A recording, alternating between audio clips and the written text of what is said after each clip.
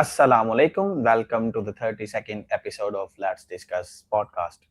Today's episode is going to be pretty explosive. Today we explore a topic that sits at the intersection of faith and power. Is America's insane, rather mind boggling support for Israel driven more by theology than by politics? Do the roots of American foreign policy lie deep within the worldview of the Hebrew Bible, particularly the idea of a chosen nation? What exactly were Puritan visions of a city on a hill? Have religious narratives really shaped American exceptionalism and its relationship with Israel? To discuss these questions, I have invited once again respected Dr. Louay Fatoohi. He lives in Birmingham, England. He obtained a BSc in physics from Baghdad University, Iraq in 1984 and a PhD in astronomy from Durham University, UK in 1998.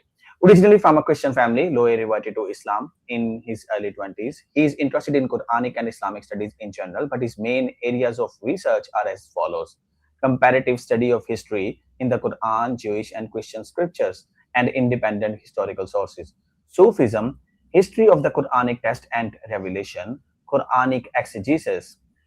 Louay is a prolific author who has published over 25 books in English and Arabic in Islamic studies. He has also published over 20 research papers in cosmology, applied historical astronomy, and the Islamic calendar. Dr. Louay Fatoohi, welcome back to the Prometheans again. Thank you very much, Brother Ali, and thank you very much for inviting me back on your channel. Thank you. So, Dr. Louay, I was watching this clip from Noam Chomsky. It's a very famous clip. Millions of people have watched it. And he was asked this question: why does America still support Israel? And he said the roots can be found in the Bible, the roots of this support. And he mentions Christian Zionism and then Jewish Zionism. And he says Christian Zionism is older and more popular, stronger than the Jewish Zionism. And then he mentions American presidents like Harry Truman. He said he was a devout Christian. Woodrow Wilson was a devout Christian. And then he mentions Roosevelt administration. Then when Jewish people, they entered that place, Palestine, he said it was one of the greatest moments in the history of mankind. So whenever I ask my colleagues, my students, and on online circuit, whenever I say that you can find these roots in the Bible, they say, oh, come on, this is baloney. Are you kidding me? Even in the 21st century, you still fall for this propaganda? So that is why I invited you to discuss with me, because if an academic says that thing, that claim has a worth. Thank you very much. Thank you. It's such an important topic and really touches on our lives now, everybody, everywhere, today in particular. So the concept of American exceptionalism, it's a huge subject. It's include a number of concepts and a lot of history. In fact, to study it, you have to study history, you have to study politics, and believe it or not, even theology.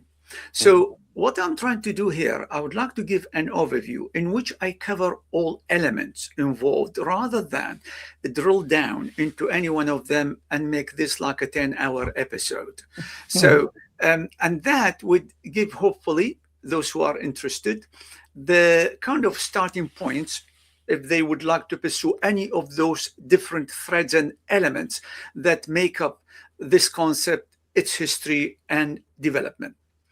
There are also a published particular paper that might be relevant here. I'll, inshallah, should be okay, I guess, to list it under the description.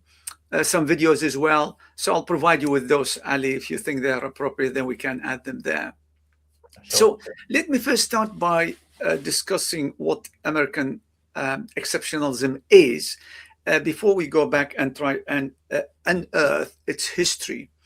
I will be also touching on the Quran kind of quickly as we just to give a Quranic perspective on something where I think it's relevant.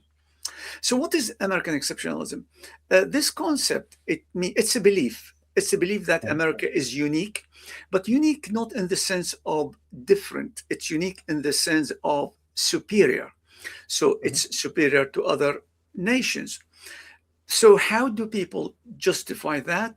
Well, they use a variety of criteria, and I'm talking in general. So some are still being used, some were used historically, but it's a variety of criteria. Some will talk about values, specific values they attribute specifically to America, or make America its main promoters, if you like. Liberty, democracy, the fact that it has the oldest written constitution is used at times. The argument that it's a nation that attracts immigrants, and it's a melting kind of box, if you like, for a variety, melting pot for a variety of cultures, etc. So, and a variety. These days, you even hear people talking about its military power, its economic success, its entrepreneurial thinking, its creativity, you name it. People have come up with all kinds of explanations or justifications why people should believe in American exceptionalism, or what it means for those who actually accept it as a belief. But it is ultimately, it's actually, when you look at it closely, if you take any of those claim justifications, look at them closely, you'll discover that it's more of an emotional claim. It's a belief. It's not rational. It's definitely not scientific.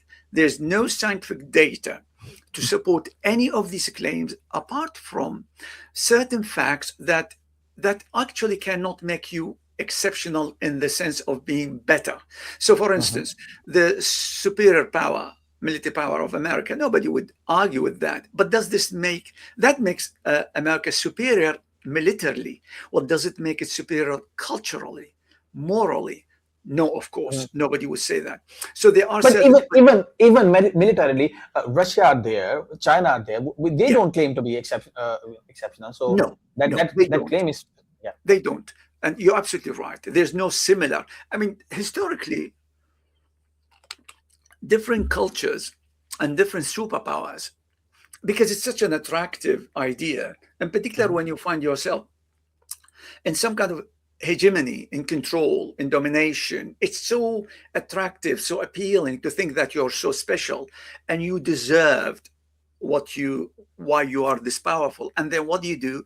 You move backward and try to understand why you got to this point. It's all an exercise of self-promotion. But even though other nations have made similar claims, no claim stands even near to the concept of American exceptionalism in terms of strength, in terms of how many people actually have adopted it over the centuries. It's a bizarre belief. And so what happens often is when people talk about it, they conflate justifications with a priori belief. So what they say, as I mentioned, you've got this belief. People are born with this idea. They're young and they're injected with this idea. And then as they get, become adults, etc., they start thinking, rethinking, and then they start finding justifications for that. So the justifications actually, as we will see later, when we look at the history of the idea, they're all an aftermath. There's something that were brought into existence after the event itself. Now, this is kind of general description, very fast one, but let me give you a practical example of American exceptionalism that no generation before us has actually lived. Think of the following. Think of the way Donald Trump thinks, the language he uses, and the actions he takes. Think about that. And let's call that Trumpism. Okay? So this is really,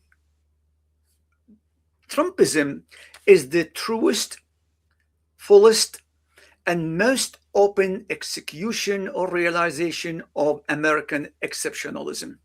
Let me put it differently. Trumpism serves as the most comprehensive and transparent manifestation of American exceptionalism. If somebody likes Trump and Trumpism, they must and should like American exceptionalism. if they detest him and his thinking, language, and actions, they have no option other than to detest this, because he is the closest he's got to the full implementation of this concept, of this belief. Now, obviously, we all know, all people would accept that, even his cronies and followers.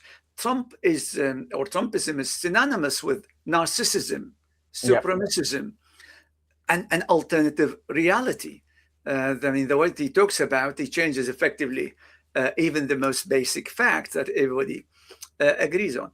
And as a result, because I explained earlier that American exceptionalism is a system of belief that talks about superiority, and when human beings talk about them being superior, they always try to find moral justification, things that basically most people agree on, and say, yeah, if you're better at this, you're superior to me. And because of that, the concept American exceptionalism is really is a belief that contradicts. It's a contradiction between a claim and reality. So if you look at what it is supposed to be, and that's when all positive things are listed to support it as a concept, and then you look at reality as in what it gave us in this world, then you can't ignore the fact that there's a contradiction between this concept and the reality it creates. And it has created much of the reality we live in this world, even today, much more ever before. Yeah, but the question is, how can any country, any nation make a claim that they are exceptional or they are better than others? For instance, you are familiar with this argument, white man's burden, and America is like was the same. The glaring example of that how far they've gone. Whenever they want to invade a country, they want democracy, and we'll go there, we'll teach them, we'll educate them. Who gave you the right to do that? There is that comes again. We'll go back to that. It's basically this belief is not a passive belief. It's a proactive and active belief. It's a belief not only about yourself, it's about the other as well. It's a form of othering. And when there is othering, it means that there are actions that projected on that other. Just a quick kind of commenting on what you've just said. There are two terms that are used often interchangeably, but I would like to make this kind of some distinction between them: racism and supremacism. So racism is the focus of racism. They're related, of course. Racism, the focus of racism is about effectively discriminating against certain peoples, groups, etc.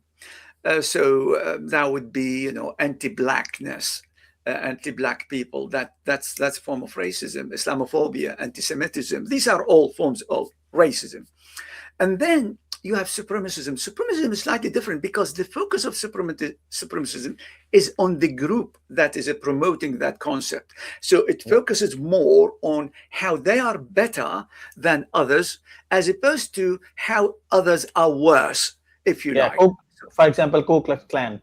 KKK. Yes, exactly. That's Ku Klux Klan. Yeah, it's actually a very, very good way of putting it. Believe it or not, I might mention something really relevant here.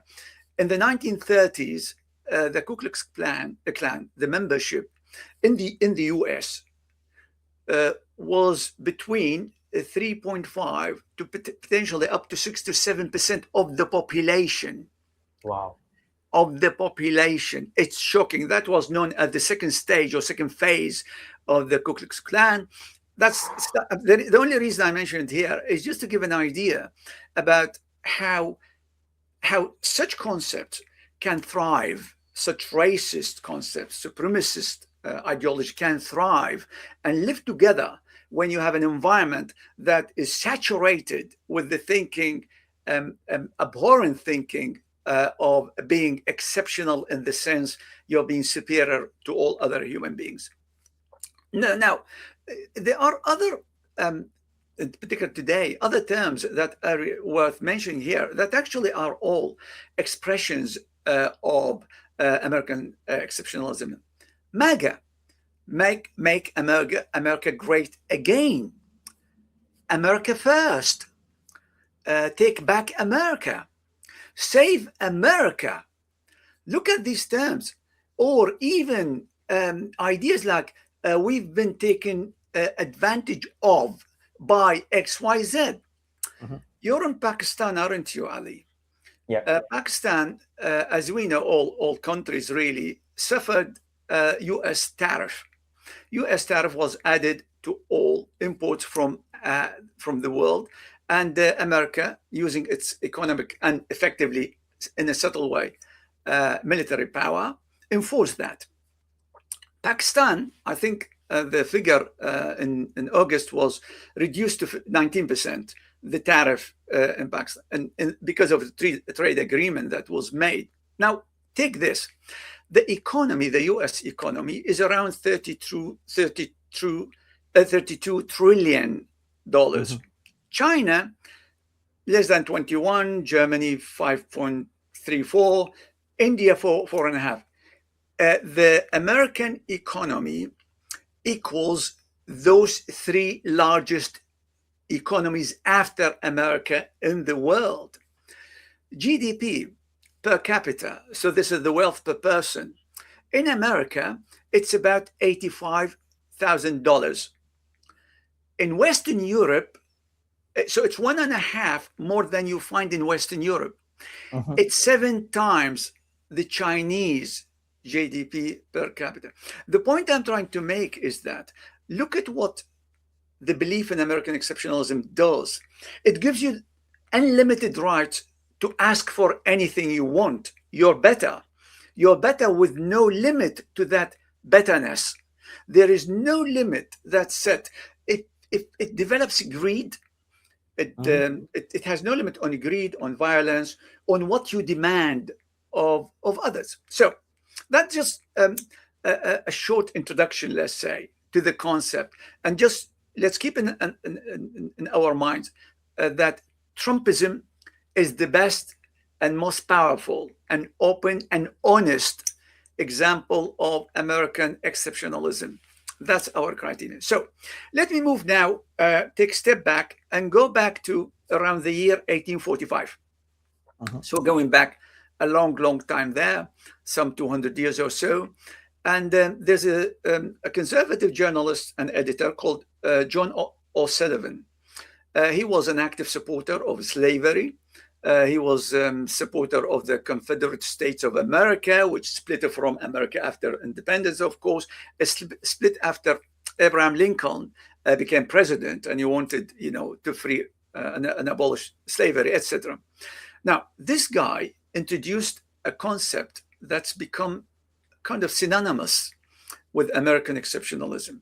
So he said, and I quote here, the right of our manifest destiny, it's called manifest destiny. Yeah, very famous concept. Yeah, to overspread and to possess the whole of the continent with providence, with capital P, meaning God, which providence has given us for the development of the great experiment of liberty and federated self-government entrusted to us.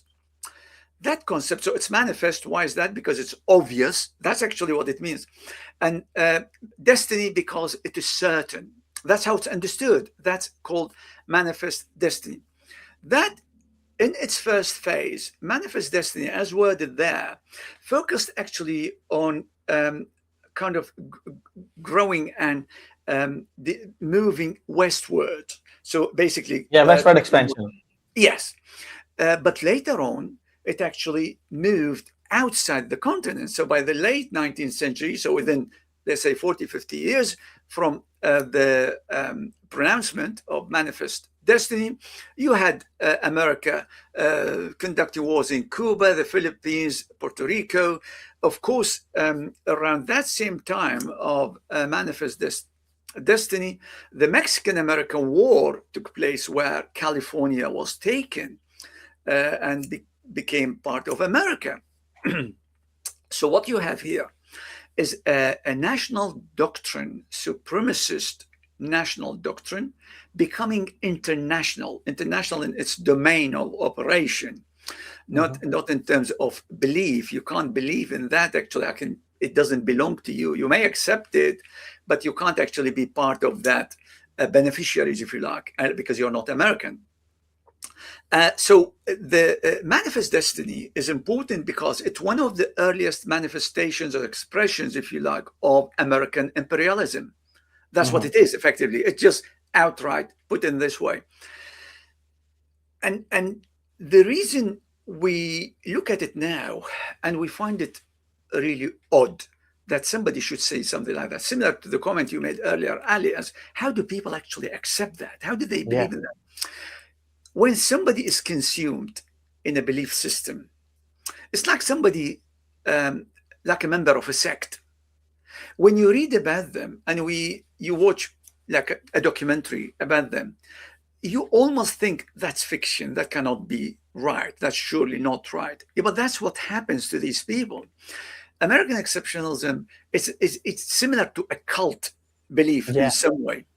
And that what it does to you, it changes you completely. It takes over your thinking, your rational thinking, your morality, if you like, and even your humanity. Yeah, as you said, the word othering, it dehumanizes the Absolutely. other people. Absolutely. Just like Hitler and Nazis did when they thought Aryan race, superior race, and the only Absolutely. they need to exist. Absolutely. So because it's also the main extended beyond the original manifest destiny, it's become an extremely dangerous form of supremacism. And you have to remember that America has military bases and presence in numerous countries now. So if you combine that with its unprecedented power, it's really unlike anything the world has seen before. Never ever in the history of an empire, whichever empire, we've seen anything like we are seeing now. This is why it's very dangerous. In fact, I will go as far as I know this. It's most dangerous because it actually will and can turn against its own people, redefining what American is. Now, look what ICE are doing now and other initiatives. Give you an example: birthright, American citizenship by birthright. That used to be a given in America. That's changing. So, what you're seeing here is that because it's a supremacist ideology, and supremacists always like to be as few as possible because they benefit as much as possible psychologically, monetarily, everything. So they feel more satisfied if they are as small as little. They want the numbers to affect their policies, so they need that, of course. But in terms of benefits, well, the smaller the dividends you split over, the better. Yeah, So that is where the eugenicism, that ideology gets merged in. absolutely, absolutely. So American now watch this space and watch what's happening to the definition of American as a result of American exceptionalism. I mean, I don't know whether anybody has made this observation before, but that's an observation I would like to make and I can support. And just look at what is going to happen to this definition as a result, because there can't, exceptionalism is just too broad now. For somebody like Trump, it's covering just too many people. We have those who come who don't belong to us. They don't look like us. They don't have the same bigotry. They don't believe in the same faith that we have, etc. So we have to other them. Other them means remove the tag American from them, and American exceptionalism. So American exceptionalism really it's going to turn and has turned against its own believers, some of them at least. So this belief system is actually, unfortunately, reasonably popular in America. I mean, I'm aware of a number of polls there. There's one in 1219 by the Institute for Global Affairs, and they asked about the belief in American exceptionalism. 60% of those over 60s said yes. But if we go to the lower age group, it's only about 28% of those between 18 to 30. And you can understand that because these are the older kind of, maybe there are more immigrants in this kind of younger group, age group. There are more immigrant descendants, of course, more. So that's kind of understandable. And it's actually in terms of actions, when they were asked whether they believed in actions reflected American exceptionalism, it was stable, less than 20% across all age groups. So everybody accepts that it's an ideal, but it doesn't deliver. And if supremacism doesn't deliver, well, you're in big trouble, because that means it's gone terribly wrong, and it's really extremely and dangerously wrong. You've got this gap between principles and action, or belief and action. So it's really kind of outright acknowledgement of an admission of hypocrisy. That's what I would call it.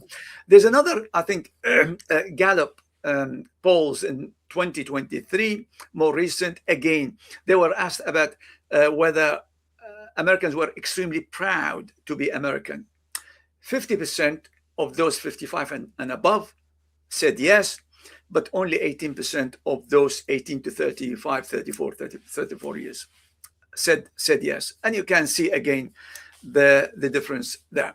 So that's where we are in terms of percentage of belief, what it means, and the fact that we are living American exceptionalism like nobody else before us lived it. So where does it start? Where did all this come from? So let's go back quite a long time. We're going to go back 4 centuries to the 1620s. In the 1620s, Puritans, these are Protestant from England, migrated to save their lives. Yes. So migrated to America. A particularly interesting figure there is somebody called John Winthrop.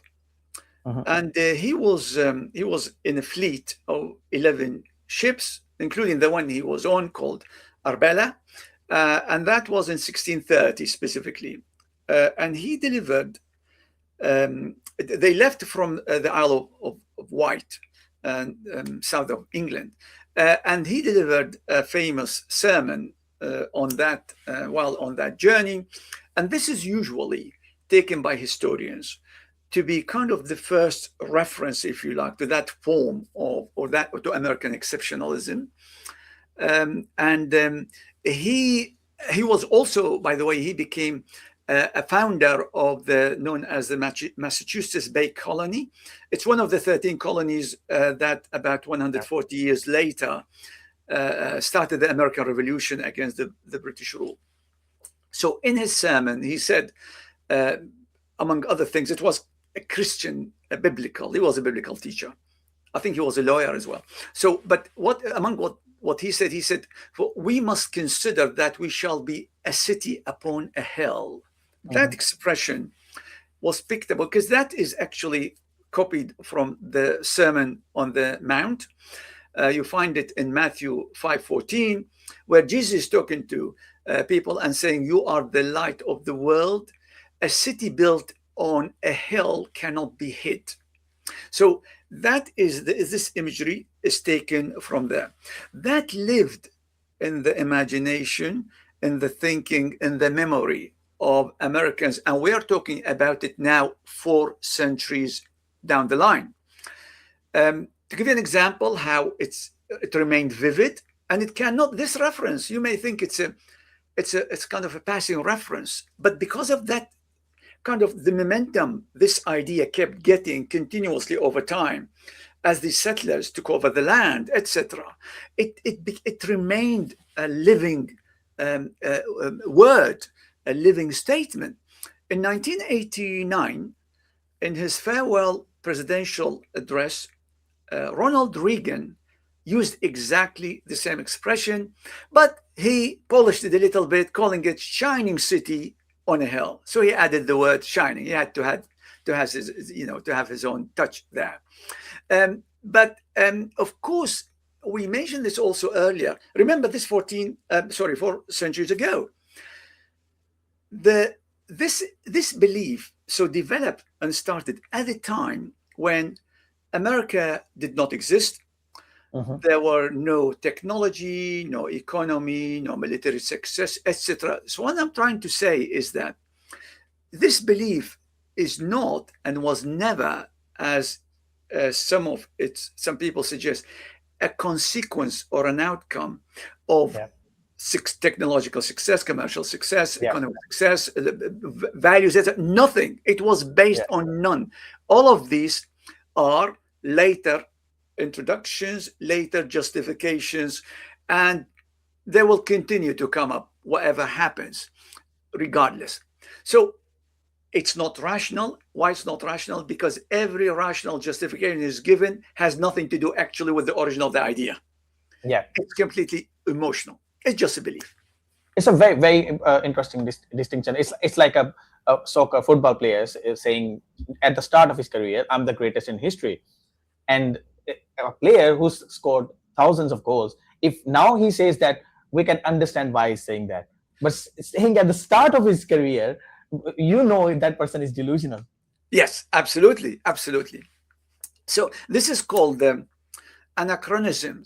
So Yeah. basically, when you project explanations or later events onto the past, clearly they are completely irrelevant, but they are a good way of explaining things and convincing oneself. So now, what's interesting is that within 7 years after the arrival of the Puritans, and in particular this group to John Winthrop to America, an important massacre happened called the Pequot Village.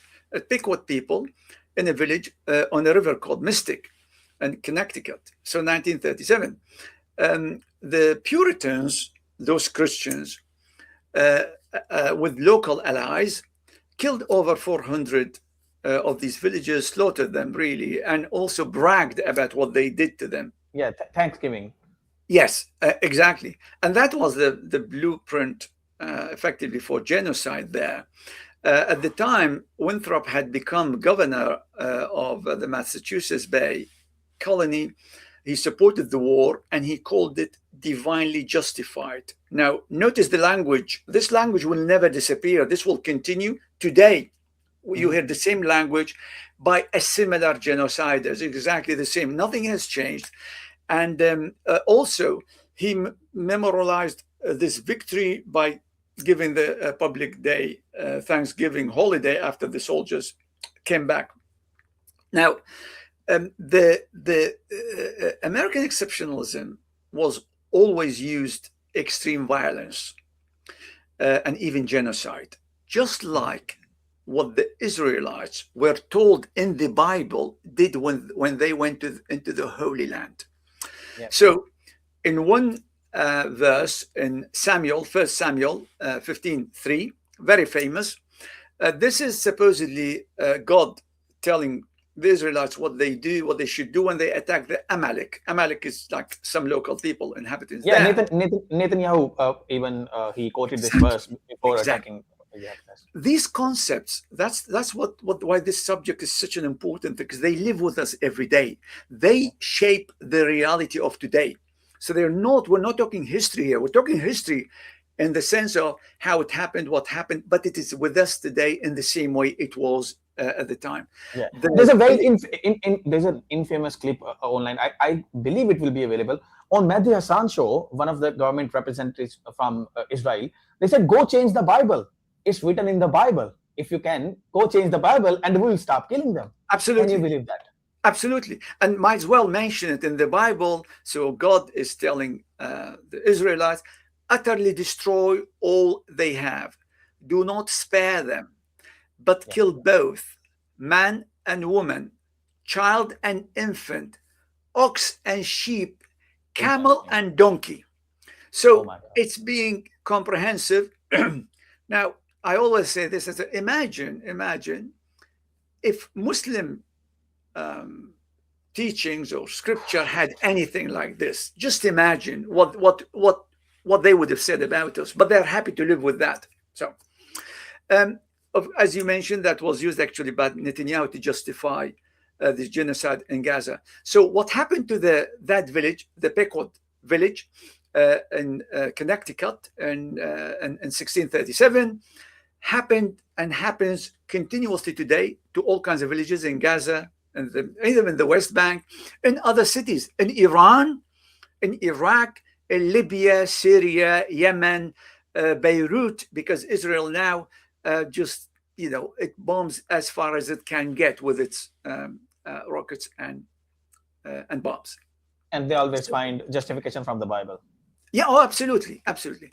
And of course, if you look to the language used by a genocider like Pete Hegseth, the Defense or War Secretary for Trump, even if you go back a few years back, you say nobody would say that. I mean, even if they behave in this way, they wouldn't use it. But remember why it's possible to hear this language now. Because it's Trumpism. Because this is the most honest representation of American exceptionalism. It's Trumpism. Because of that. But I believe it's not just restricted to Trump. I remember there was a very famous book by President General Musharraf, late Musharraf, In the Line of Fire. And he says, why I joined this post 9/11 war on terror. He said, I was threatened that you will be bombed into stone ages. And everyone was like, maybe he's exaggerating. Pete Hegseth, as you mentioned, he had a tweet back to stone ages. Yeah. So it's nothing new. Yeah, the language is really extreme violence, fanaticism, bigotry, savagery. And when you look at the way they're conducting or talking about the war, it's like video gaming the war. It's not, they're not talking like politicians would take. I mean, would talk, even, politicians, a lot of them lie, are hypocritical in what they say, but they're very careful in what they say publicly and what they accept and not accept. We've never seen any. We have to really be appreciative. One thing that we should be grateful for, Trump doing is basically just showing the world what American exceptionalism is really is at its core, without all this covering, without any decoration, without hiding and concealing anything. It's very hard. The veil is off. Yeah, the veil is off now. It's very hard to say, to thank for having somebody like Trump, but at least we can find something useful out of him. So when Winthrop spoke about that city on a hill, another concept that's connected to that is the concept of chosenness. We've been talking exceptionalism. So somebody might ask, exceptionalism just means superior. Yes, but it is actually a modern term. The term that used to be used in the past is chosen by God. Where did this come from? That is obviously taken from the Bible, the concept of chosenness of the Israelites in the Bible. The reason it changed, because despite the strength of Christian belief, in particular Protestant, in the US, there's obviously decline in faith in general in the US. And that means people who are secular or less comfortable with using biblical religious language need to find a way to also adopt this idea without subscribing to the Bible or what it means. And that's where actually how the term exceptional and exceptionalism moved into discourse and appeared and became the more standard term to use. And so it's effectively American exceptionalism is chosenness by God recast in non-religious, non-biblical terminology. That's what it is. Now, what's ironic about that, and it's incredible, that believe it or not, this term was first used by somebody you would never guess, by the Soviet leader Joseph Stalin in 1929. So how did this happen? So there were communist party in the USA, and a disagreement developed between him and what those communists there, because these communists were insisting that the US was exceptional and did not need to follow the exact Marxist path. In Russia and elsewhere, you can see even the Marxists there couldn't escape this idea. As a result, he in 1929 criticized the concept of America being exceptional. That actually where the term came from. So he was obviously critical of the idea, but the idea was picked up. The term is very appealing, picked up, and was developed into a positive idea. Now, it is ironic, isn't it? This concept and this terminology, this term comes from one of the fathers of genocide. Yeah. Stalin killed, the lowest estimate is around 6 million, the highest around 10. So good luck with those who love American exceptionalism. The name, the content, the everything is really, really shameful. Just about everything about it, even the name itself and the person who coined this term. Biblical chosenness, this concept, this term, is found actually in the language of a lot of politicians and readers and leaders in America across the centuries. To give you an example, Abraham Lincoln in 1861, in an address, he used the term. He's talking about this nation, and he said, his almost chosen people. His almost is a bit kind of careful there, but chosen people. Then you have in 1912 Woodrow Wilson talking about America was chosen, and prominently chosen. It's not only chosen, prominently chosen, as in manifestly chosen, clearly chosen. Then you go to Ronald Reagan in 1989 or somewhere around that time. And he talked about the people who believed we were chosen by God. I'm not sure whether, I think that was in 84. I'm not sure whether he was quoting somebody or it was his own words. But that's another example. What I'm trying to show here is that this concept of chosenness by God, again, it's an intrinsic part of the belief in American exceptionalism, and it's found everywhere in the language, teachings, messages that are continuously broadcast by politicians and leaders in America. So you have people being born, raised, developed in that environment with this idea. And you can see what kind of culture this develops and what kind of actions ultimately it leads to. So there's one question, and it could be off topic, but there's a term, Jungian term, that we project our guilt onto others, and we have seen the West claiming that Muslims, they believe, the Islamic countries, they believe that they are the chosen people, and they, as you said, othering others. They just hate others, and they just try to wipe out others. You are a Quranic scholar.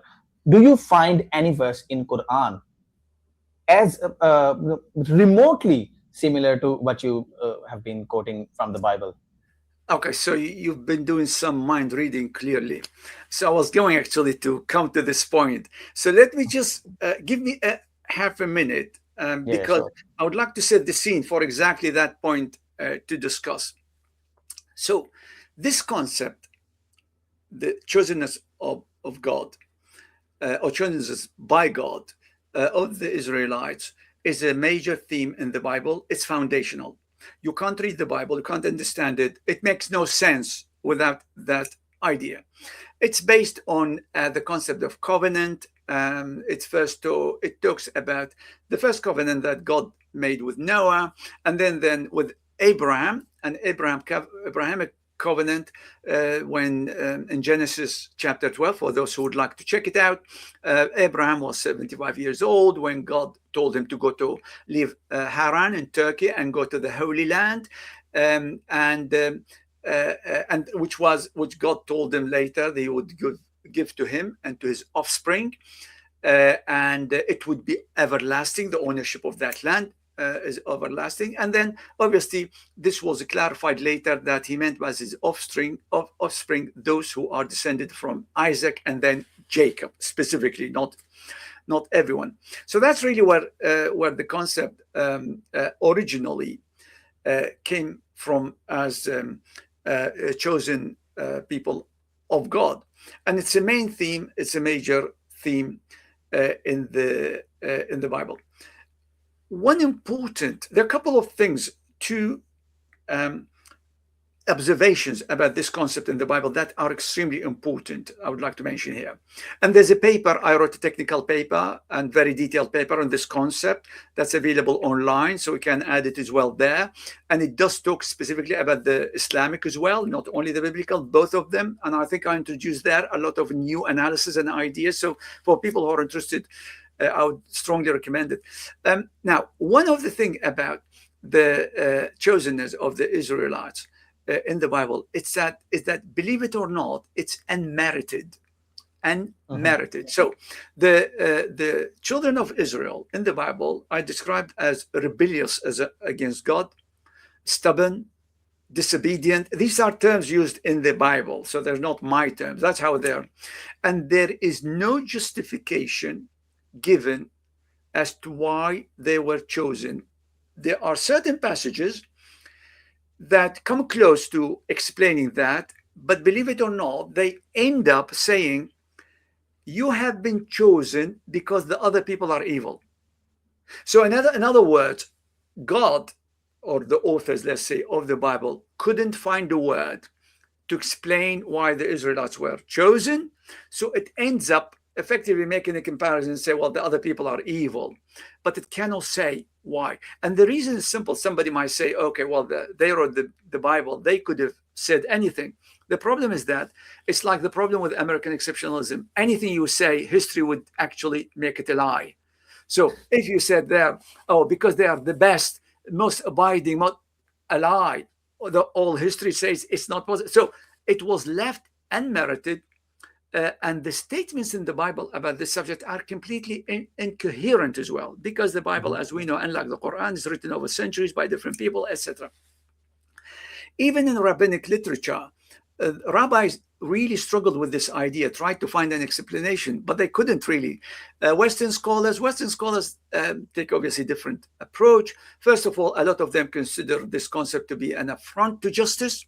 Then they don't like it, and some who are of of Christian faith or Jewish faith would try and find it. So they find at times they say, well, it's a fulfillment to a promise given to the forefathers. But then you still ask yourself, but then why that was given? It just circular, basically. There is no justification.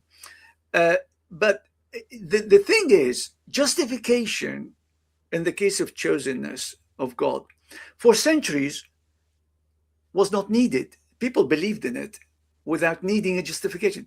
It is exactly the same for American exceptionalism. Every justification is completely unnecessary, irrelevant, and completely disingenuous.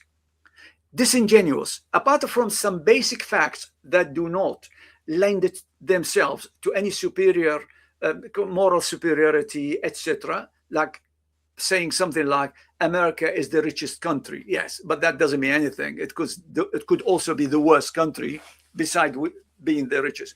So as you can see, there is no justification, no need for justification, and any justification is disingenuous. Remember, we started 4 centuries ago.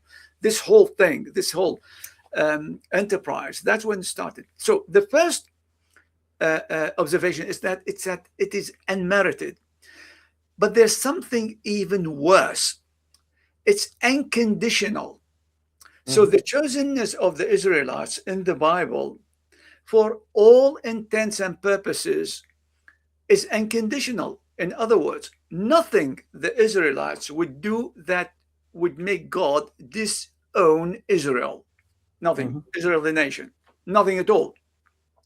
So when they broke the law, as part of their history of disobedience, they lost the Holy Land. So we're told they were kicked out of the Holy Land, or they made subservient to other nations like a client states, etc. But they were still chosen. They remained chosen. What that means, to bring it to today, the chosen of God include Netanyahu, Itamar Ben-Gvir, basically any genocider you can think of. And the IDF is the chosen army of God. That's what it means. There's no other army chosen, biblical, from the biblical point of view, other than, obviously, the Americans added their army, but that's from the biblical point of view, it's actually the IDF. So in the Bible, chosenness of the Israelites is everlasting. Effectively, God made covenant and commitment to the Israelites, and he got stuck with them. He can't actually release himself from that promise. And as you see here, the similarity between those two is so striking, American exceptionalism and chosenness. Whatever the US does, it remains chosen. It doesn't matter.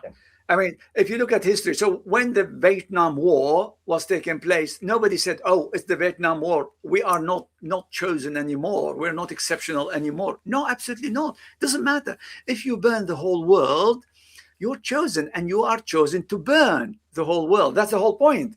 So it's ultimately, it's a belief, American exceptionalism, that was plagiarized from the Bible. So it's the biblical chosenness by Christian European immigrants. Now, to go to your question about the Qur'an, and you asked about the Qur'an. Yeah, okay. So I strongly recommend people read that article because it really is very detailed. In the Qur'an, unlike in the Bible, the covenants that God made put the kind of make God stuck with them as if it's a promise he made. He can't, the onus is on him, if you like. But in the Quran, it's actually on people. So I have videos, etc., in which I analyze the Abrahamic covenant in the Quran. It's completely conditional. It talks only about certain descendants of Ibrahim. It doesn't talk in general. In fact, there's an ayah in which Allah subhanahu wa ta'ala says, if I remember it, إِنِّي جَاعِلُكَ لِلنَّاسِ إِمَامًا, I will make you a leader for people. And then Ibrahim at some point says, وَمِن ذُرِّيَّتِي, and my descendants, or of my descendants, قَالَ لَا يَنَالُ عَهْدِ الظَّالِمِينَ. So my covenant would not stretch or reach those who are wrongdoers. That is just simple. I mentioned it quickly, but it's actually, I've got a lot of detailed analyses of this verse and related. So in the Quran, this concept does not exist. The Quran does accept that the Israelites are chosen, but again, in that paper, I explain in details, the chosenness of the Israelites in the Quran means they were chosen to be the host nation of prophets. That's what it is.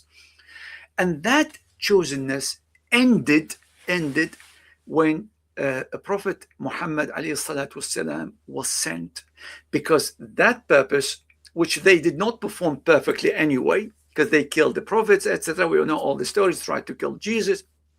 That ended when Muhammad ﷺ was sent, because that was effectively with the revelation of the first verse of the Quran, if you like. It ended there. Islam spread among the Arabs first, then went to outside Arabia. Muhammad is the last prophet. He brought a new divine law. His book is corrected a lot of the earlier scriptures. And his message is universal. It spread pretty quickly. And most scholars actually of Islam are not Arabs. If you go back, even they wrote in Arabic, most people don't know. So I say Bukhari. Bukhari is not an Arab. Muslim is not an Arab, etc. These are not. Most of the Ghazali, all of that. And then you go back and you see that Islam spread and went everywhere without having to rely on a particular group of people, etc., because of its universal message. So the chosenness in the Quran, it gives a particular specific meaning, timed definition for the chosenness of the Israelites, which is being the host nation of prophets. It ended when the Prophet Muhammad was sent.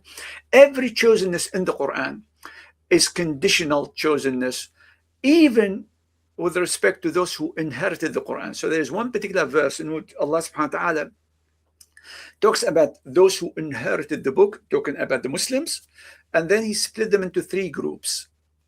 And it's only one group of them that is a saved group, if you like. And you can see even inheriting the book does not mean that you are a proper Muslim. You are. And that's, to answer your question, Ali, that's the difference in briefly really between the two concepts, the concept of chosenness in the Quran and in the Bible. Now, another concept that's important to mention here is the exodus to the Holy Land. Now, Moses, obviously, alayhi salam, salatu salam, took the Israelites out of Egypt. Of course, they rebelled against him, so Allah subhanahu wa ta'ala punished them. They stayed in the wilderness for 40 years. And then Joshua, his student, that's according to the Bible, led them into Egypt. That concept, the Exodus, is such a powerful, vivid event in the imagination and psyche of Christians and Jews alike. And you can see even that theme was borrowed by Americans. So during the War of Independence from British rule, which lasted from 1775 to 1783, American politicians and religious leaders regularly borrowed the story of Exodus from the Bible. So King George III was presented as a pharaoh. Absolutely. And the American Revolution was a new Exodus. And you can see how the Bible is a living theology, history, influence on these leaders, and means on their people. So the Bible was being effectively reread as being about America as well, as being past history with respect to the Israelites, but recent today's history as far as Americans are concerned. Of course, this claim is void of any historical basis. It doesn't have. When George Washington died in 1799, many Americans imagined him as a prophet or even Jesus. He was called American Joshua. Now remember, he was one of the leaders, or the leader of the revolution. He was called the American Joshua. And again, you see this kind of, and hopefully this will help people understand how biblical theology, biblical history is part of the thinking and action of a lot of Americans. I wouldn't say all of them. Even this war with Iran, there have been constant references to this eschatology Bible. We are fighting against. He even one of the government representatives from US, he mentioned Mahdi as well, and they keep on mentioning these. They keep on alluding to these biblical. This eschatology, but people still. They say, no, we have outgrown God. No, Bible does not matter anymore. Quran does not matter anymore. But it's still the same battle. Yes, absolutely. And I mean, we mentioned the chosenness by God. We mentioned the concept of Exodus, Pharaoh, the symbol of Joshua. But there are other terms that were used in imageries. For instance, American Israel. This was actually used by the president of Yale in 1783 in an address, and they survived. The reason we know them today because they made an impact, not because I went looking for something that nobody's heard of. The reason I know them because they are actually there, and people seem to have cherished those expressions. So rather than looking at them as something weird and it gets forgotten after like 10 minutes, as soon as you leave the hall, or forget about the speech. No, they pick on them, and suddenly they become terms and expressions that are given life all the time. So he used expressions like American Israel, Redeemer Nation, Redeemer Nation. Again, a very biblical concept. So effectively, what you have here, America is now a new Israel, spiritually and politically. Spiritually and politically. It's very powerful, and it's all vivid, real, living ideas and imageries that shape the thinking and behavior. Let's pick another important concept, the founding fathers. This term was first coined by a senator called Warren Harding. That's in 1916. And then he reused it 5 years later in his inauguration when he became president. So that's when he introduced it. Now, founding fathers is so reminiscent of the biblical patriarchs. The biblical patriarchs, who are they? Abraham, Isaac, and Jacob. They are the forefathers of the Israelites. They are the founders, effectively, of the Israel nation. Again, look at the theme. It's so overwhelming. In fact, the Bible is the most quoted source by far in the founders' speeches and writings. Most quoted by a distance. So that's why those founding fathers themselves were seen as religious figures. Yeah. Settler colonialism is another concept that is very similar. So when the Americans or the Europeans, Christian Europeans, moved into America, that's what they did. So they went there, killed the indigenous people, took the land, etc. And that's settler colonialism. So what does this resemble? Right. It does very much resemble what happens in Palestine and what after the happens Balfour Declaration. In Jewish history. The concept is one and the same. Now, if you believed all those things about Israel and apply them to yourself, why not apply that? That's very useful, isn't it? I mean, it's like getting a license from God, kill, steal, do whatever you like, because you're chosen. These are unchosen. This is the best way of othering them to death, othering them to genocide. That's what they did.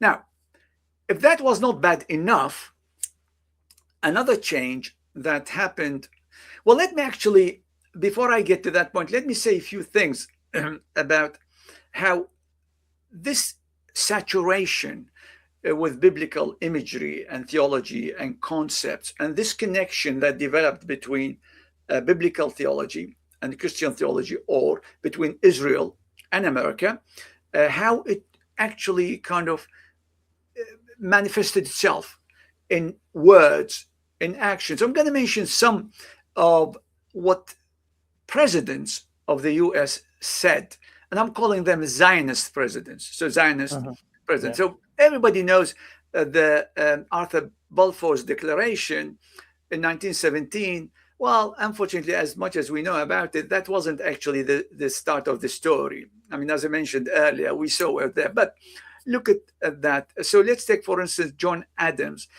John Adams was a founding father, and he became the second president of the USA for 4 years, just one term.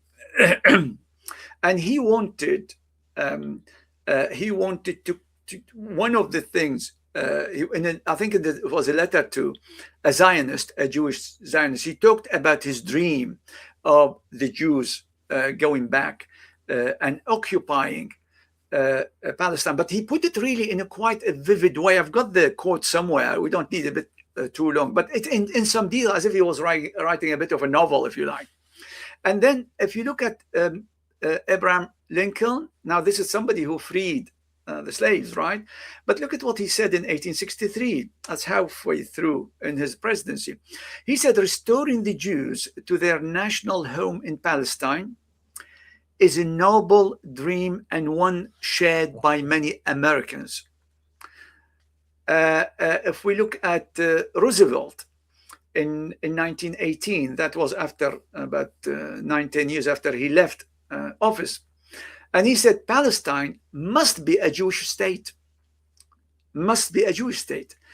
Woodrow Wilson in 1919, just after the First World War, he says that he was moreover persuaded that the Allied nations, with the fullest concurrence of our own government and people, are agreed that in Palestine shall be laid the foundations of a Jewish commonwealth.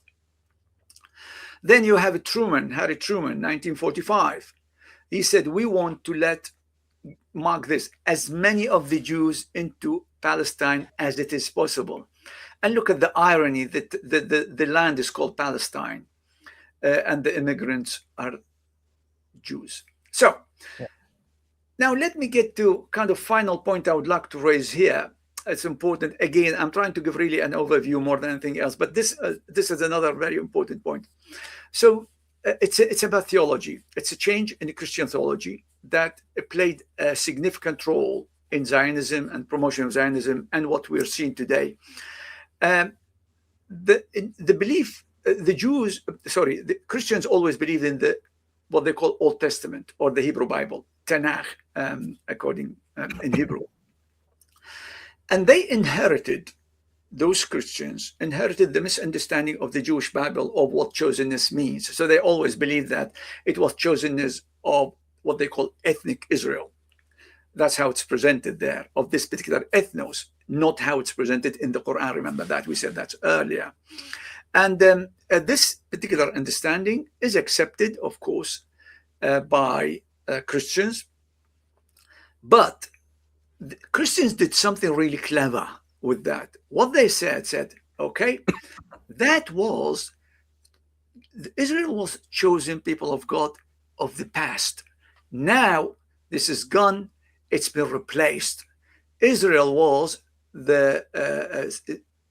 ethnic Israel was replaced by spiritual Israel. Mm-hmm. Now the New Testament church is the new Israel. Christians are the new chosen people of God. So you take one idea, really corrupt, immoral idea, completely indiscriminatory idea, and then steal it, plagiarize it, like other ideas, now applied to your own self. Now, there were a number of versions of this concept. I'm not going to go through them right now. Some of them are more extreme, and they're called replacement theology or supersessionism. So Christians superseded Israel as the chosen people of God. So replacement theology. There's one aspect of it that's kind of milder, if you like. It's known as fulfillment theology. So what this does says, well, Israel played a role, fulfilled their role in the God's plan, and then the Christians took over. They still not anymore the chosen, but the use of this concept of fulfillment makes it more malleable, if you like, rather than as hard as it sounds in the other. And there are lots of, obviously, one contradiction in this Christian theology, replacement theology, is that it contradicts the Bible, because the Bible says that the covenant with Abraham and the chosen of God is everlasting. So it doesn't change. One important thing about replacement theology is that it did not include the concept of the restoration of Israel, the nation, the state. It does not have that. Some people, some supersessionists, believed in the salvation of Israel, meaning some Jews will actually be saved if they accept Jesus, etc. But there is no place for the restoration of Israel. That is replacement theology, which survived for many centuries until the last 2 centuries, when a new theology entered the scene and messed up just about everybody's life. And that is known as dispensationalism. And that was introduced. The concept is usually credited to a biblical teacher called John Nelson Darby, who died in 1882. And that when it was introduced, and then also kind of was enforced by a Bible published by somebody called Cyrus Scofield, and it's known as the Scofield Reference Bible in 1909, over a century ago. This kind of solidified dispensationalism in the US. So what does this say? This concept, which is different from replacement theology, it's a different kind of theology. This splits history into 7 distinct dispensations or administrations, as in how God dealt with people. In this new theology, which strengthened Christian Zionism. It did not start, by the way, Christian Zionism. No, it just gave it a lot of support. The restoration of Israel entered the scene. Now, in Orthodox Judaism, as in replacement theology, there was no. Orthodox Jews believed that the Jews must repent. They were out of the Holy Land because they actually rebelled. So they have to repent. And then they will be restored to their Holy Land by the Messiah, when the Messiah comes. For Christians, of course, as I said, a replacement theology, there was nothing called, well, we need those Jews to go back. There's no place for the restoration of Israel in that theology. But in this theology and dispensationalism, the return of Israel is required for Jesus to come back. So it's the other way around. Rather than in traditional Orthodox Judaism, the Messiah would bring back Israel. Now it's the other way around. We have this is the story they have been selling in regards to this US-Israel war on Iran. Even there's a Professor Jiang, a infamous professor. He refers to this eschatology as well, predictive history, that Netanyahu and all these people working behind the scenes, they believe with this war they'll bring Messiah. Yeah.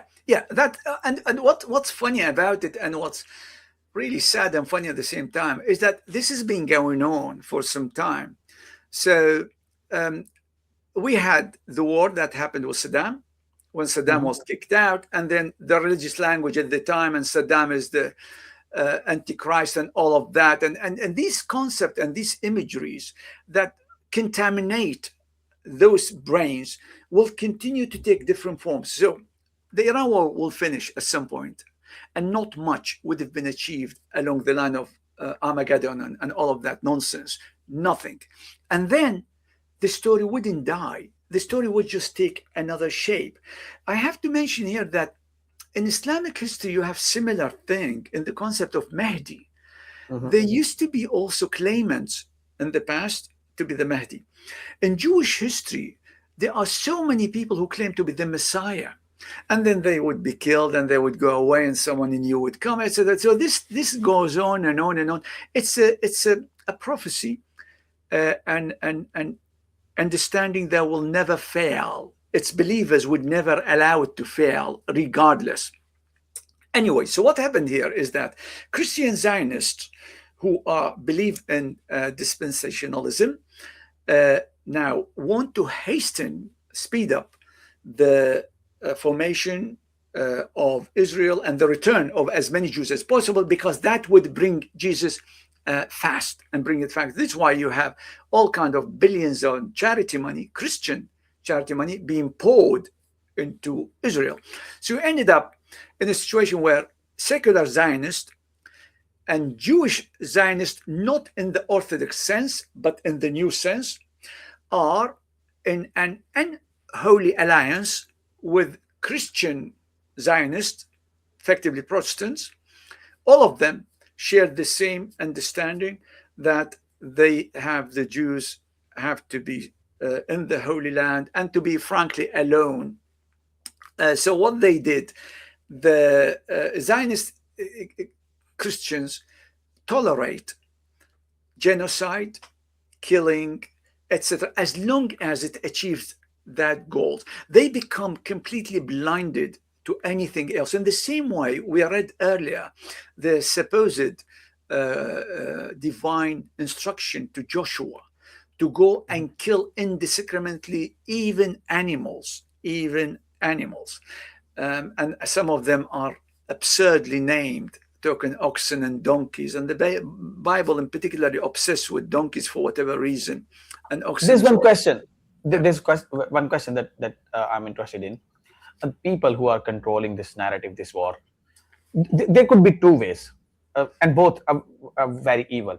One is they are fooling the people, selling this narrative that if we settle as many Jews as possible and we wage wars, then according to their eschatology, Jesus will come back. That is one interpretation. The second one, which is even more evil, that is they actually believe that they are delusional, that they actually believe that. Which one is correct?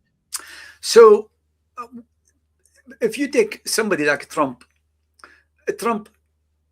I mean, probably even if you ask him his name and he says Donald Trump, you would say he lied. He lies about anything and everything. So, Trump, I can't believe that he's a Christian. I can't believe that he believes properly in biblical values, good biblical values, not genocide. I don't believe he has any human values, etc. So there's no way Trump is behaving because he actually believes that this is what the Bible says, and Trump has his own agenda. There are people, a lot of people, who are genuinely believe these messages, and a lot of them are very active and influential evangelical teachers, Protestant evangelical teachers. And you can compare, for instance, there was, I think, an interview that will come out by CBS, I think, of Catholic Archbishop in America, and you see what he says about the war in Iran. He's obviously condemning it, but in a careful way, because otherwise ICE would take him probably. So you can see the difference in language. Or the Pope the other day also condemned, also and very careful, otherwise they would kidnap him, like they did with the president of Maduro. The other day. So you can see there's a lot of people who actually obviously reject that. Some of people in the administration, maybe a lot of them, not Hexet, who's actually proper fanatic, who proper genocider, who is not that kind of, this is proper Christian in this bad sense, not in the good sense of Christian. He believes on all this nonsense. His history is like that, actually. If you go back and read about him, and he's a proper Islamophobe, like, really hardcore Islamophobe. But there are a lot of people who are there for the money, for the business, for the benefits, for the privileges, you name it. This is a melting pot of all kinds of people who are believers and disbelievers, people who are secular, who are extremists, religious extremists, etc. So if you look at them all, they share the same evil ideology, but their motives and drives are so different and so diverse. But ultimately, for us who are at the receiving end of it, they are all the same in terms of actions. As I say, I mean, if somebody has a belief about whatever, as long as it's their own belief and it does not impact other people, they have every right to believe in that. They can worship whatever, think of whatever. But when their belief is something about how you should believe and when you should die and how painfully you should die and how you and your parents and your clan, that is completely different. So the point here is that both the Christians, those who believe in replacement theology, and those who believe in dispensationalism, both believe that God had a chosen ethnos, but they differ actually in terms of what they think about the state of Israel and ultimately how they support Israel. So just to kind of recap, I think because we've gone over what we probably decided to do. But there's so much details, really struggling with try to contain everything. But I think I've covered the main ideas. What I would say is that American exceptionalism was a prototype using biblical concepts and themes. That's really the main thing. Ancient Israel, and you have New Israel, which is America now. That's what they're doing. Christian Zionists are in charge, and that's very important, of interpreting and implementing American exceptionalism. They are the people who are driving it. Trumpism, Trump is the most honest representation, manifestation, implementation, realization of American exceptionalism. If you want to see, and that's why it shows, it's such a, he shows how evil it is, how damaging to the world. It's a supremacist ideology of othering. And obviously the myth of Israel chosenness and the Holy Land and is needed for American exceptionalism and for America. This kind of parallel between these two. The Holy Land, you've got America, you've got the chosen people of God in Israel, and you've got the Americans. And the rest, actually, I mean, I can't go through it and cover other ideas or recap more, but I think I'll probably stop here. And unless you would like me to go through something else, Ali, and I'm happy to expand on others. It just, I don't want to confuse viewers. We've already presented a lot of theology, history, politics. You tell me if there's something you would like me to talk about. Yeah. Before the conclusion, because in the conclusion, we have been performing this ritual that I'm going to ask you to recommend 5 of your favorite books that have had a significant impact on your career as a reader or as a scholar. But before that, there's one question. And I often discuss this with my friends, with my brother, and I have never found a satisfying answer. When, as you said, they all believe in this evil ideology. And they know what they're doing. Strong do what they can, and weak suffer what they must. As you said, Trump is the most honest representation of this ideology. Why we are sold this idea that we are living in a secular world, but all of this biblical interpretation by Netanyahu or even US, it's completely opposite. This is how they are trying to justify this thing, and then they know the rest of the world is not buying this. They know the rest of the world is not buying this. There's been significant amount of literature written against them, and they know it. Now, when they are committing genocide, for instance, America, they have been doing it for centuries. Israel, right in front of our eyes, they did that. Why don't they just come out and accept that we did it because we were strong and we wanted to do it? Why do they always want this moral justification? Yes, so that has a lot to do. That has a psychological and sociological dimension. Psychologically, we all care about how we see ourselves and how people we care about see us. Nobody would go out and say, "Oh, I've done this because of the worst reasons." We've tried to find a good explanation for what happened. So there's something to do with my self-image, how I'm seen by myself, I'm seen by others, etc. But the other one, because this is an alliance and there are all kinds of people with you, you have to have them and keep them on board here. I mean, you can't go, because there are Christians who wouldn't want you to talk genocide. I mean, people have been genocide many times in Palestine, in Gaza, etc. There are a number of massacres just about every day.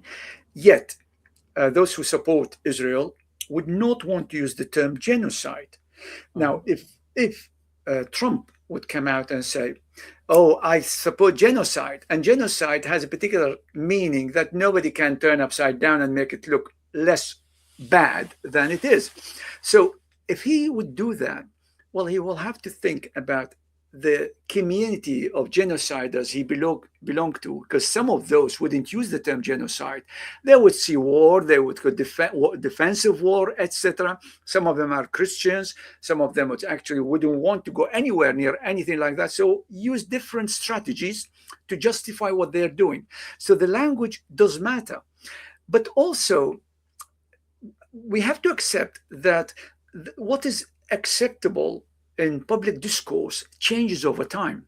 So if you go back, we spoke about this earlier. If you go back, let's say 10 years ago, you couldn't have imagined the way an American president would behave and talk. It's just Mhm. impossible. Nobody would say this is just mad. Or even if I talk in the UK, for instance, if I go back, let's say 10 years, and let's go when Boris Johnson, for instance, was prime minister, and the kind of things he said, that was the kind of things nobody could have said a few years earlier. What this does changes what's allowed, acceptable, changes the norm, the norms that are applicable in public discourse.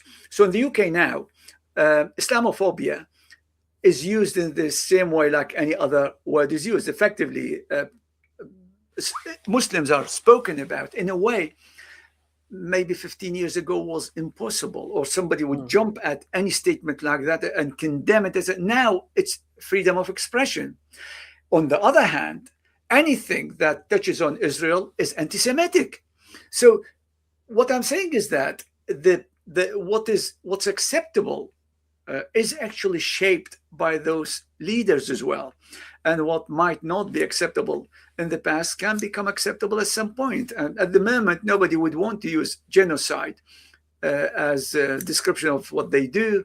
Who knows? If Trump stays there, maybe it becomes a badge on honor. Yeah. So, your favorite five books that you would like to recommend the readers and the viewers? Um, I can't really recall specific titles, but I would mention names and I would suggest looking for writing. Howard Zinn, who died in uh, Zinn, Howard Zinn, who died in 2010. He was a fierce historian, a fierce critic of American exceptionalism. There's a living scholar who's originally from Sweden, but he's American as well, called Frederick Logevall, Mhm. Logevall. He's different because he's more, I wouldn't say balanced. I think he struggles as a historian trying to justify or account for what American exceptionalism has done to the world. But at the same time, he's more positive and he adopts some of this nonsense. But the reason I suggest him also looking at his writing, because it's a balance. You would want always, when I study anything myself in any subject, I always read more for those who disagree with what I think is the case, etc., because they challenge you and they either lead you to force to change your mind or to elaborate and better improve your arguments. So it can Exactly. lead you to one of these two. So I usually tell people I spend 90%, maybe 80% of my time actually read for people I disagree with, mostly. But people I agree with, I don't learn as much as I learn from people I disagree with. So I think these two, obviously, Noam Chomsky is a very brilliant scholar to read for, but I would pick a combination, and like I say, to ensure a bit of a balance. And I think it's useful to see how false the arguments to justify American exceptionalism is, and how much, even when used by historians, it boils down ultimately to using some broken scales, and then different events are weighed differently, and a massacre is given little weight, and the killing of a couple of American soldiers is given a lot more weight and justification. So yeah, but also I think I would suggest probably YouTube has a lot of those, and I would pick some, not necessarily those scholars, some other scholars. There's a lady, American scholar, I forgot her name now. She's excellent. She also wrote a book about biblical roots of Mhm. American exceptionalism. I can't recall her name now, but I would suggest people, recommend people also do some search there. But these three names should provide a lot of reading material. Excellent. So, Dr. Louay Fatoohi, it was pleasure having you once again. Thank you very much. Thank you, Ali, for inviting me. You're absolutely welcome.